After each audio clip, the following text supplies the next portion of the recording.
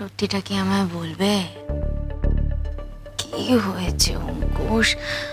দেখো, আমার অঙ্কুশ তো এমন নয়, আমি তো চিনি তোমায়। বলো না, কি হয়েছে অঙ্কুশ? বলছি ওদেরকে এবার বাড়ি চলে যেতে বলো। কাদেরকে? আমার ভাইদের। এই মানেটা কি বাবা? এই তো সেদিন কথা হলো যে ওরা এখানে সেটেল করবে, মানে যাতায়াতের মধ্যে আপাতত থাকবে, বাচ্চাগুলোকে আনবে। তুমি, আচ্ছা তুমি কি চাইছো আমি আর তুমি একা থাকি? না 9 দিন তো হলো, ওদেরকে বলো এবার ওরা এবার চলে যাক। দেখো অঙ্কুশ, তুমি যদি চাও তুমি আর আমি একা থাকি, তুমি যদি চাও যে মানে তোমার সব চাওয়াকে তো আমি অসম্মান করতে পারি না অঙ্কুশ। আমি দেখছি কি করা যায়। তবে আসল কথাটা কি জানো তো অঙ্কুশ, মানে যে বাড়িতে ওদের দাদা আছে, বৌদি আছে, মা আছে, সেই বাড়ি ছেড়ে ওরা পাশে কোথাও অন্য কোনো বাড়িতে থাকবে ওই বাচ্চাগুলোকে নিয়ে, মানে সেটা বলা বা মানে উচিত হবে কি, এটাই ভাবছি। ওদের তো এখানে থাকার কোনো প্ল্যানই ছিল না। মাও তো এখানে থাকতো না। আমার মাকেও লখনৌ পাঠিয়ে দিয়ে পড়েছ। অঙ্কুশ, এসব কি কথা বলছো তুমি? না অঙ্কুশ, এই কথাটা কিন্তু আমি তোমার থেকে আশা করিনি। এতগুলো বছর নিজের মাকে তুমি কাছে পাওনি, আজ এতগুলো বছর পর যখন মা এসে নিজে থেকে তোমার কাছে থাকছেন, তুমি তাকে পাঠিয়ে দেওয়ার কথা বলছো? অঙ্কুশ, আমাকে সত্যিটা বলো তো, তোমার কি কোনো কারণে মনে হয়েছে যে আমি মাকে অসম্মান করেছি বা অপমান করেছি? না না, সেটা না। আরে তোমার উপরে তো অনেকটা চাপ পড়ে যাচ্ছে, তাই না? কিসের চাপ? আর যদি চাপ পড়েও থাকে, আমি সেটা আনন্দের সঙ্গেই নিচ্ছি। এই চাপটা নিতে আমি রাজি অঙ্কুশ। আমি ভালোবাসি সবাইকে নিয়ে থাকতে। আজকে বলেছো, আর কোনোদিনও এই কথাগুলো বলো না অঙ্কুশ। আচ্ছা বাবা, ঠিক আছে, আর বলবো না। রাগ করো না, রাগ করো না। রাগ করে নেই, তোমার কোনো কথায় কি আমি রাগ করতে পারি? এই বসো তো, আমি বুঝতে কেন, আবার পারছি কি তোমার হলো? খুব দুর্বল লাগছে, তাই না? স্বাভাবিক, কালকে এতটা রক্ত দিয়েছো, কি সুন্দর করে সাজিয়ে গুজিয়ে খেতে দিলাম, পুরো খাবারটাই তো খেলে না, অর্ধেক খেয়ে রেখে দিলে। তুমি একটা শিক্ষিত মেয়ে, হ্যাঁ? আমি এটা বিশ্বাসই করি না যে তুমি সেটা জানো না যে রক্ত দেওয়ার কিছুক্ষণের মধ্যেই আবার রক্ত তৈরি হয়ে যায়। আমার ওই জন্য কোনো উইকনেস নেই। তুমিও সত্যি। সবই জানি, সবই বুঝি, কিন্তু আমারও তো ইচ্ছে হয় তোমাকে একটু ভালো করে খাওয়াই, একটু যত্ন নিই, ইচ্ছে হয় না অঙ্কুশ? গুটি, আশেপাশে একটু খেয়াল রাখতে হবে না? দরজা খোলা আছে, যখন তখন কেউ চলে আসবে।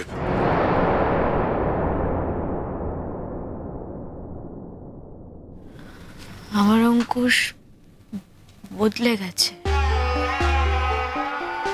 আমার অঙ্কুশ তো এতদিন বলতো আমার বউকে আমি আদর করব, আমি আদর করছি, কেউ দেখলে ক্ষতি কি? তোমার তো কিছু হয়েছে, কি হয়েছে বলছো না, বলো না। সবটাই বুঝতে পারছি কি হয়েছে না হয়েছে। আরে বাবা, তাই আমি তো এত বলছি দূরে কিছু সরিয়ে হয়নি, দিচ্ছ। কিছু হয়নি। তুমি সব উল্টো পাল্টা কি ভাবছো আমি বুঝতে পারছি না। কিছু হয়নি আমার। তো বলছি দরজা খোলা আছে, হঠাৎ করে কেউ চলে এলে তুমিও অপ্রস্তুত হয়ে যাবে আর আমিও অপ্রস্তুত হয়ে যাব। তাই বলছিলাম আর কি। তুমি দেখো না, তোমার যদি অন্য কোনো কাজ টাজ থাকে তুমি তুমি দেখো।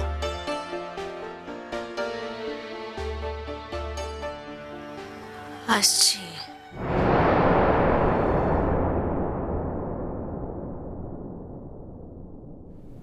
তোমার কি হয়েছে আমি জানি না, তবে আমি বুঝতে পারছি তোমার নিশ্চয়ই কিছু একটা হয়েছে। তুমি আমার থেকে দূরে সরে যাচ্ছ। আমি যে চলে যাচ্ছি, আটকালেও না তো আমায়।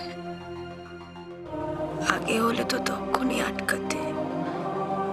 এমনকি এ কথাগুলো বলতেই না। আমি জানি তুমি রাগ করছো আমার উপর, অভিমান করছো। করো গুড্ডি, অভিমান করো। তাতে যদি খানিকটা ভালো থাকতে পারো আমি চলে যাওয়ার পর, আমার কিছু করার নেই গুড্ডি। আমি যে তোমার মেয়েকে কথা দিয়েছি, আমাকে চলে যেতেই হবে, যেতে হবেই। কোথায় যাব, কি করব জানি না, কিন্তু চলে যে যাব এ বিষয়ে আমার কোনো সন্দেহ নেই। ভালো থেকো গুড্ডি, যেখানেই থাকি তোমাকে জড়িয়েই থাকবো, তোমাকেই নিয়ে থাকবো। আমার উপর রেগে থেকো, রাগ করো, প্লিজ রেগে থেকো। মা, এ কি দাদা ভাই বৌদি ভাই কোথায় ওটা? হ্যাঁ সত্যি তো, চা তো ঠান্ডা হয়ে যায়। ওর জন্য ওয়েট করে আছি আমরা। Good morning. এই তো গুড মর্নিং, তোমার কথা জিজ্ঞেস করছিলাম। তোমাদের কি আজকে উঠতে দেরি হলো নাকি? হ্যাঁ, মানে মাঝরাতে একবার ঘুমটা ভেঙেছিল, একটু দেরি হয়ে গেছে আসলে। তোমাদের দাদা তো আজ আমাকে ঘুম থেকে ডাকেনি, সে তো ঘরেও নেই। ও মা, বেরিয়েছে কোথাও ও? বেরিয়েছে? কখন বেরোলো বলো তো? আমি তো সেই 5টার সময় উঠে পড়েছি। বাগানে একটু হাঁটাহাঁটি করলাম, তারপর গাছে জল টল দিলাম। বেরোতে দেখলাম বলে তো মনে হচ্ছে না, মানে খেয়াল করিনি তো।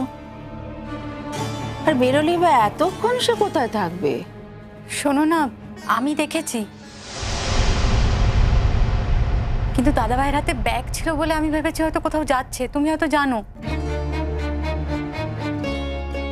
না না, আমি জানলে কি বলতাম। কই, তুমি তো একবার আমাকে সকালবেলা বলতে পারতে। তাছাড়া ব্যাগ নিয়ে আবার কোথায় যাবে? না, আমি বলছি আমরা যে ওয়েট করে আছি ওর জন্য। আমি ভেবেছি দাদা ভাই হয়তো কোনো কাজে গেছিল, এতক্ষণে বাড়ি ফিরে এসেছে। এখন তো 8:30 9টা বাজে।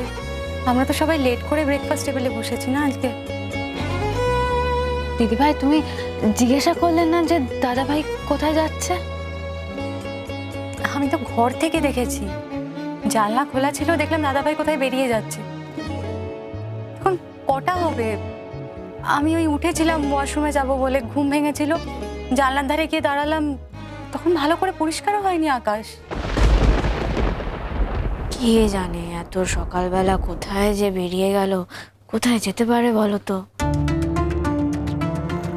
বলছি দাদাকে একটা ফোন করো না।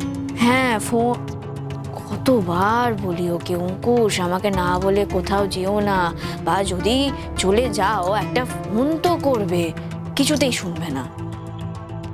আমার কথা মানলে তো ওনার দিনই কাটবে না, তাই না? অমান্য করতেই হবে। সে তো আমাকেও না বলে কোনোদিন কোথাও যায় না।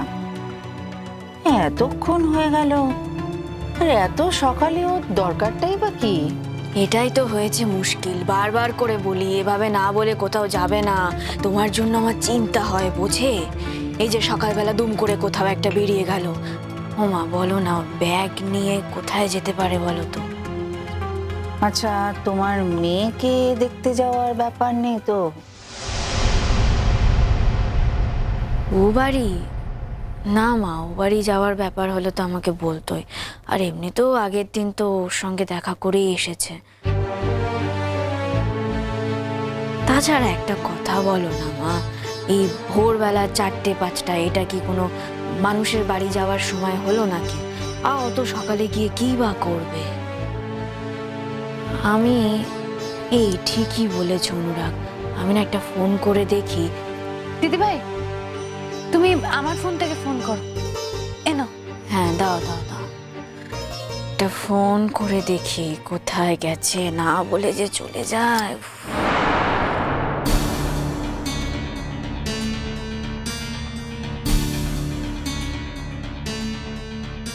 এ কি,